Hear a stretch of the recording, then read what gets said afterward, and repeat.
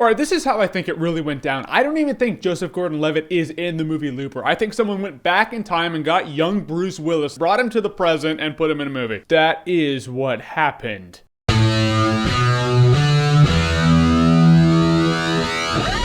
Looper. So the movie Looper takes place in the year 2044. Time travel has not been invented yet, but it eventually will be, and it becomes immediately illegal. The only ones who really use it are like organized crime people and mobsters who want to kill people, and they can't they can't kill people in their time. Everything's tracked, you just can't dispose of a body. You will get caught. What they can do is take someone, send him back to the year 2044 where a looper will be waiting for him. That's what Joseph Gordon-Levitt does. He stands there with his blunderbuss scattergun, the person appears, blows him away, disposes of the body. So past the year 2044, the person just disappears off the map. But in the year 2044, the looper disposes of the body of a person who probably doesn't even exist yet. Pretty fail-safe system if you ask me. But then one day, Joseph Gordon-Levitt's waiting for the person to appear that he's gonna blow away, and it's Bruce Willis. Yes, it's older him from the future. Blows his mind, and then Bruce Willis gets the drop on him, and now it's kind of a manhunt. But that's what the trailer tells you. In reality, there's a lot more going on in the movie Looper than just that. And I love seeing that. It could have been just a simple premise, you know? Joseph Gordon-Levitt needs to kill Bruce Willis, and Bruce Willis is trying to get away. But this movie had layers, friends, and they were good layers. First of all, one of the things that impressed me is when Joseph Gordon-Levitt's doing his voiceover, he's talking about the world they live in, what he does as a looper. You feel like this person who's done this job for a few years is telling you how it works, you know? When a premise is thought out like that and explained to you well, you're like, all right, yeah, the world now has relevance, you know? It has clout. Another thing I loved about this movie is Bruce Willis's story is ultimately Joseph Gordon-Levitt's life story also. It's not like the two are completely different characters. Bruce Willis is what Joseph Gordon-Levitt will become. In that, they both have to be relevant characters, and you have to know where both of them are coming from. It does a good job at not making it Joseph Gordon-Levitt who has to kill Bruce Willis, but rather it's one dilemma of one person's life converged and met at this point. And that was really cool. Now, it being a time travel movie, that makes this movie tricky, because there are things that will happen in the past that have to do with the future and cause and effect, where you can't help but look at it and go, I don't know if time really works that way. But they do a good job at illustrating in this movie that this is how time works in this movie. They explain it to you, yet keep it vague, and they're like, look, we're not even going to talk about this. That's the way of being like, look, no one really knows the cause and effect of time travel, and no one really knows how it would work. And if you say you do, newsflash, you don't really. Now, the things that are going on in this movie, I don't even want to tell you about, because half the fun of the movie is seeing it and you're like, oh, I didn't expect the movie to be like this. I didn't expect it to go here. I'm not gonna rob you of that shit. I'm not gonna spoil the movie, but just know it's in there. All the actors did a great job with their characters in this movie. Jeff Daniels is in this movie. He's Joseph Gordon-Levitt's boss. He's one of those characters that's not in the movie much, but he's a relevant character, and the lines that he had were good. And that kind of feeds into my point of view in the dialogue in this movie. Is the dialogue is really good in this movie. It was written really well because the people in this movie don't just talk shop. They don't just talk business. There's small talk, there's bickering, there's banter back and forth. That's why Quentin Tarantino scripts and Joss Whedon scripts are great, because they do that really well. This movie has elements of that, and it makes the dialogue feel real between the characters. There is this little kid in the movie, and little kids in sci-fi movies can be the kiss of death. You're just like, I hope this works out. This little kid actor is a really good actor. You're gonna see this kid in more shit. I don't always say that about kids in movies. Usually they're the complete weak link. But this kid, he was legit. I liked him. In the end, you already knew the premise of Looper was interesting because the trailer showed you that. You're like, yeah, that's interesting enough. I want to check it out. But the movie had great actors playing solid characters with great dialogue, some cool action in the movie, but it wasn't overly sci-fi cheese. It was interesting. It was intriguing. It had heart. It had relevance. It basically surprised me on every level because it's a sci-fi movie coming out in September. We've been here before, and they're never as good as you want them to be. However, Looper, the sci-fi movie that came out in September about time travel, is